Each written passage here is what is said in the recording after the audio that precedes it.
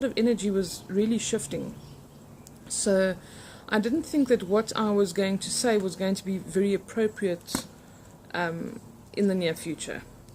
Things have, however, shifted a bit, and what has happened in the meantime is there's been a lot of energetic shifts. I don't know if anybody knows about it. I have spoken about it quite a bit on some of the other social networking sites I'm on, that there's been a global shift in consciousness with regard to toxic relationships and things just in general that no longer serve us. So a lot of people losing friends or so-called friends because the relationship is toxic and it doesn't serve them anymore.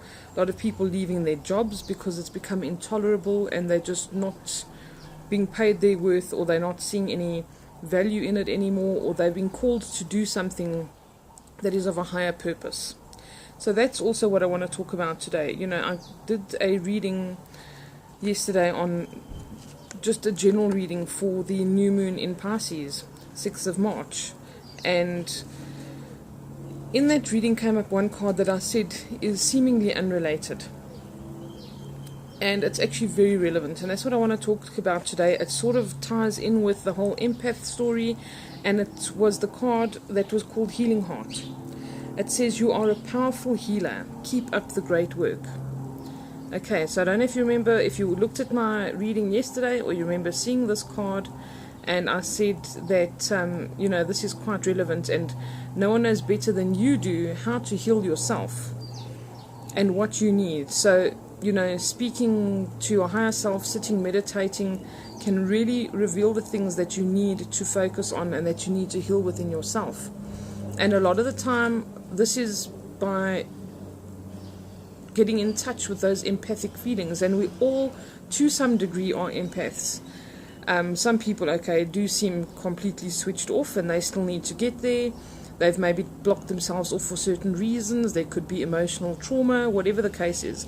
But there are a lot of people out there who do feel that they're empaths. They relate to it. They are very sensitive to other people's emotions, get very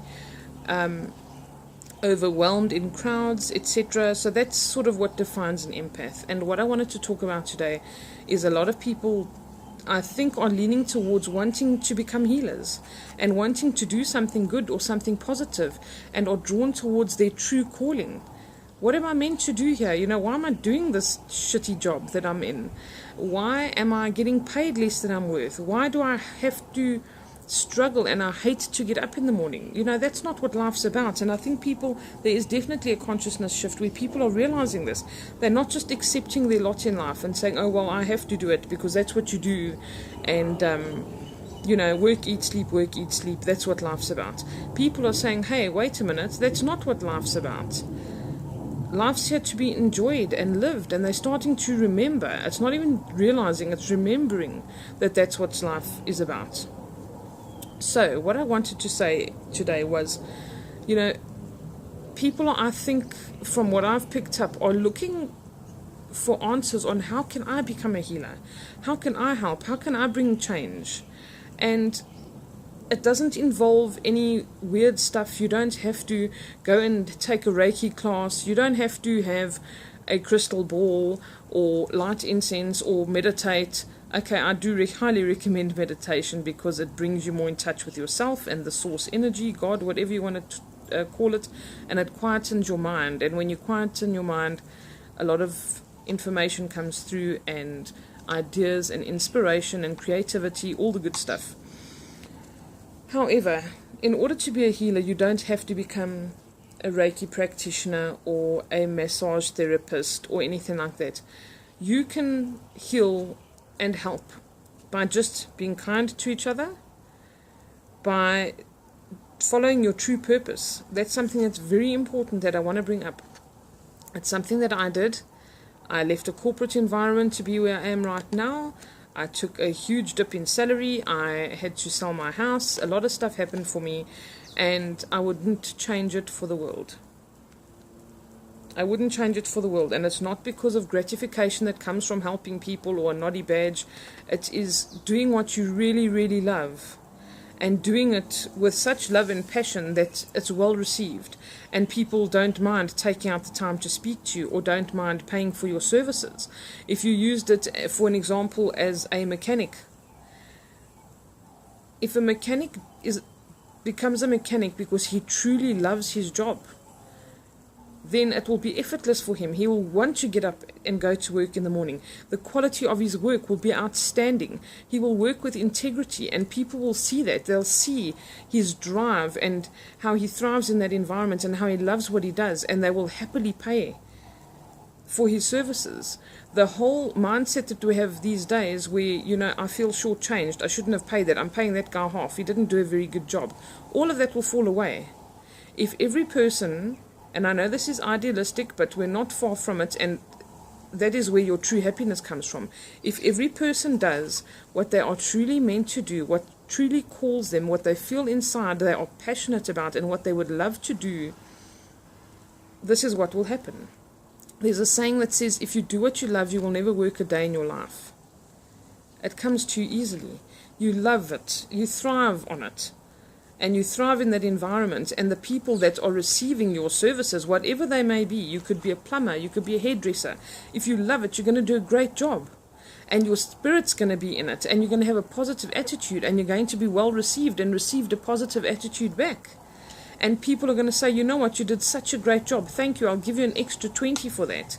Or, you really went out of your way. I can see you love what you do. I'm going to pay you double.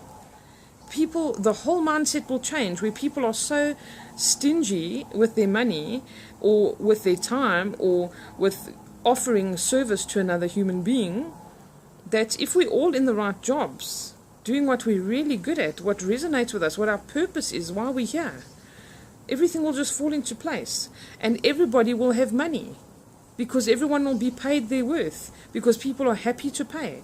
And if everyone's paying because they're happy to pay, everybody will have money.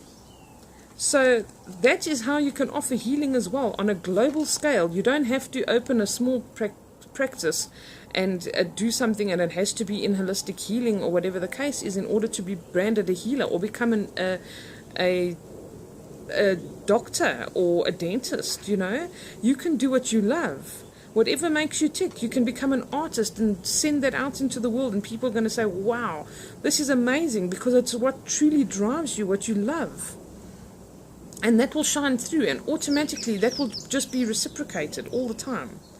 So it's about doing the job you love, doing it from a place of love, where you are giving and you don't mind going the extra mile because it's something that you enjoy doing. It's about doing your job with integrity. That is of the utmost importance. People don't work with integrity anymore. People don't trust people anymore because no one works with integrity. And that's a bad generalization, not no one, but a small percentage of people actually work with integrity nowadays and do the right thing all the time. And the minute you work with integrity, your business will be successful. And that includes making sacrifices, always telling the truth, no matter what the consequences are, and doing the right thing. And if you do the right thing, and you operate well, and you offer great service to people, they will happily pay you. And if they're doing the same, people will happily pay them, which will have the result of everybody being happily paid and everybody being happy. So that is something we really have to work toward, and I think that's how people can become healers.